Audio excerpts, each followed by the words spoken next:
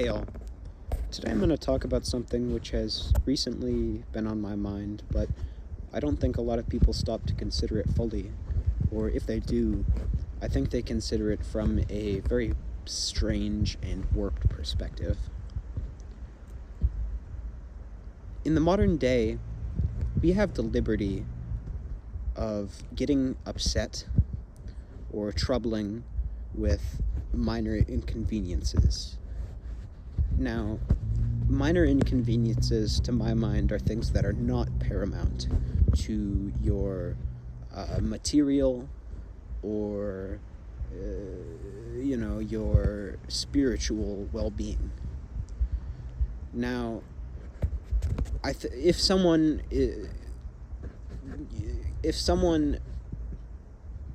gives you the wrong coffee, historically, you might be frustrated, but to then hold some sort of vendetta against that coffee shop, or to make a public scene, and to feel self-righteous in your behavior, in your addressing of this problem, it speaks to a sense of not entitlement, but power that has been emboldened within every individual. While that has its upsides, it also has great downsides. It's not good to treat people horribly, and we should strive to, in our words, in every single action that we perform, to do good, to not be cruel, to not speak, to not act with a hardened heart. But when we're only concerned about our primal needs, when our society is so low, so uncivilized, that we are struggling for our primary needs constantly,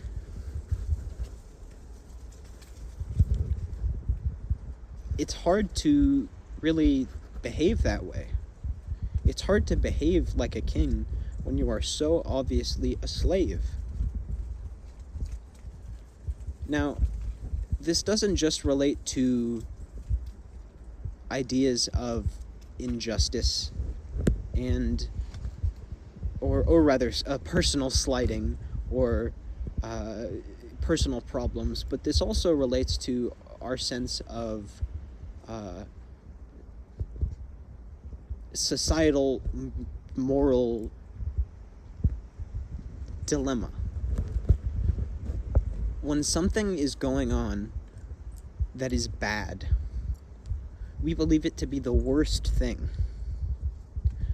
We believe it to be insurmountable. We believe that it is impossible that we could complete this task, and that's evidenced by our constant apocalyptic mindset. Although our society has horrible flaws, to then adjust one's belief system to account for those flaws and then raise the measure by which one is upset in order to compensate, to become not paranoid, but dilated, stuck in a state of constant war. This is unhealthy. This is dangerous. But to have one's sense of right and wrong altered, to not understand that not every problem is so great as it seems. Well, today we are able to address issues of identity and recognize recognize one's truth to oneself, to recognize the differences and overcome them in order to come to some whole, come to some unity. We also spend a great amount of time using these differences and using the power we have to embolden ourselves, really, to criticize others, to constantly act as though one's minor slight or some act of thoughtlessness is paramount to your day, paramount to your life, your spirit, your body at this day, at this moment. This is very, very, very strange. There are benefits to this postmodernism. The fact that our distinction between greatness of good and evil is breaking down shows that we recognize good and evil as two distinct, separate factors. However, we don't necessarily act out against this evil more. We only use it to our advantage. We see the difference between good and evil as very striking.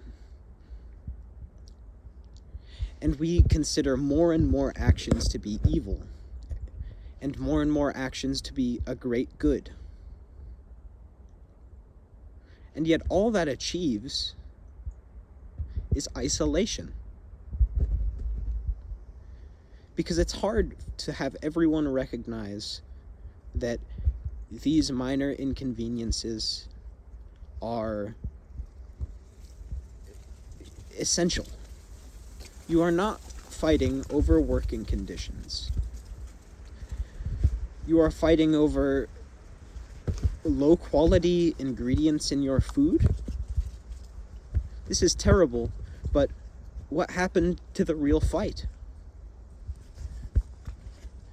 You have been slighted by companies when they provide you with low quality ingredients. And yet, you are still not whole. You are still not a king. You are a slave.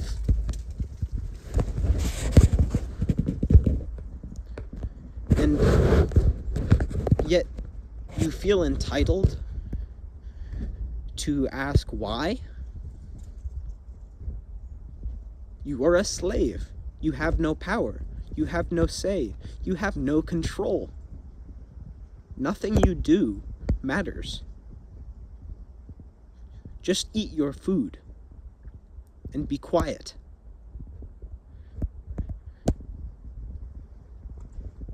If you don't want to eat your food and be quiet, then do something about it.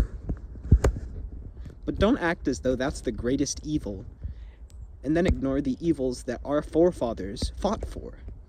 Our forefathers fought for paltry wages. Our forefathers fought over the change that gets tossed in the gutter. Our forefathers lost their jobs to immigrants. They didn't have a little bit of traffic coming into town. They didn't have, maybe it's a little uncomfortable and maybe it's a little hard to understand what someone is saying.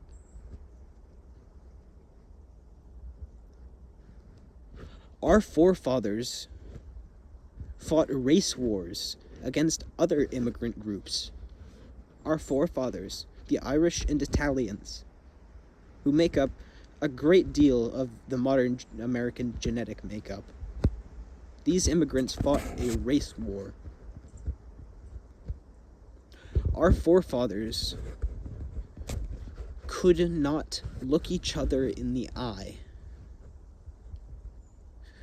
People argue about race. The immigration system historically in the United States alone has been impossible.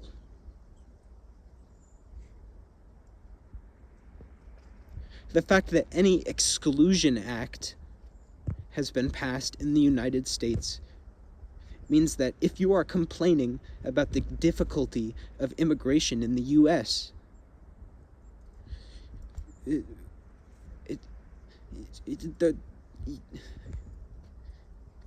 has never been easier.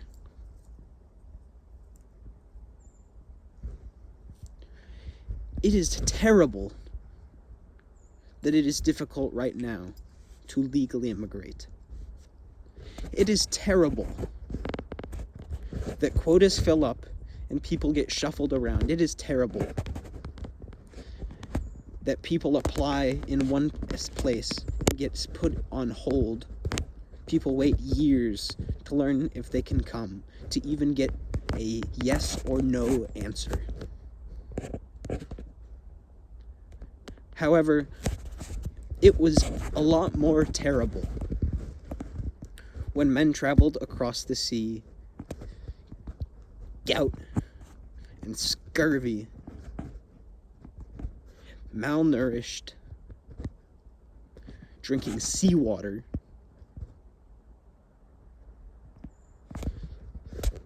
there's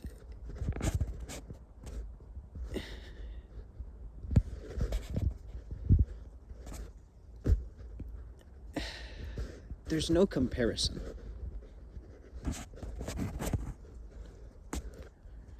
All things in this world are a cancer. All things in this world are painful. But understand the context of the world you live in.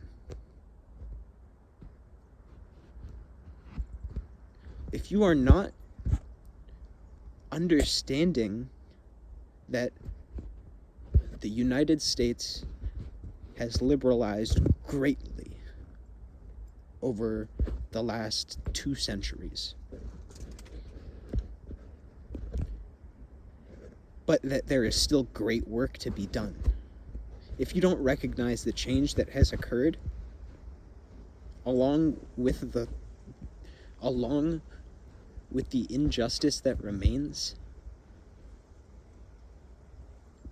how can you fight the injustice? You don't know anything about it. You don't know how to fight this system because you don't know anything about the system. You hate, and you hate, and you hate, and you are angry, but you do nothing.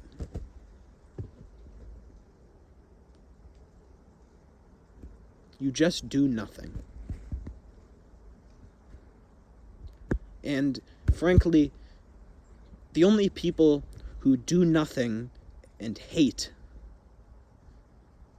and are lucky and fortunate enough to do nothing and sit around hating all day